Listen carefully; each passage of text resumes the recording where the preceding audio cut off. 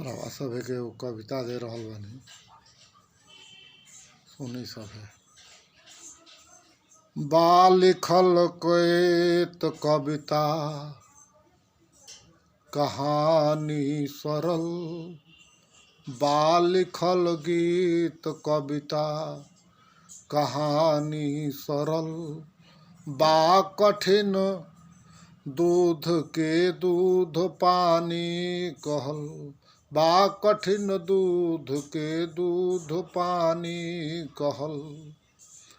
गंगा जल से नैहवा बधोवल केहू, गंगा जल से नैहवा बधोवल केहू, बात कहियो ओसा के न बोलल केहू, बात कहियो ओसा के न बोलल केहू। मुँह देखल बाबैमानी दिल में भरल, मुँह देखल बाबैमानी दिल में भरल, बा कठिन दूध के दूध पानी कहल, बा लिखल गीत कविता कहानी सरल, बा कठिन दूध के दूध पानी कहल। माफिया चोर डकैत के चारण कर, माफिया चोर डकैत के चारण कह, नात कविता कहानी ले घर ही रह, नात कविता कहानी ले घर ही रह।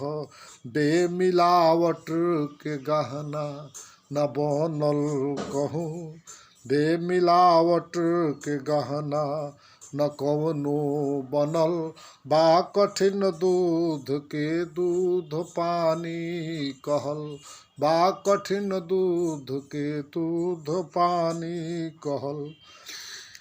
एकरे चलते यहाँ कोर्ट थाना बनल, एकरे चलते यहाँ कोर्ट थाना बनल, झूठ से झूठ के पानी दाना मिलल, झूठ से झूठ के पानी दाना मिलल।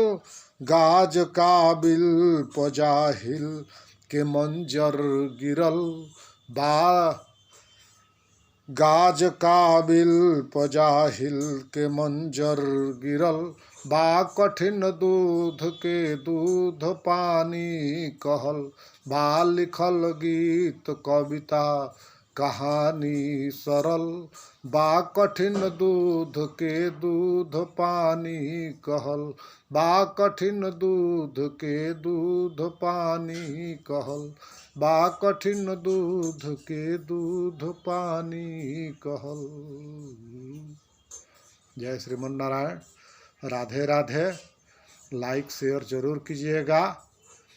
कमेंट भी अब मैं अपना जो है कि क्या बोला जाता है प्रोत्साहित कीजिएगा कमेंट में, जो भी लिख करके करना है। धन्यवाद।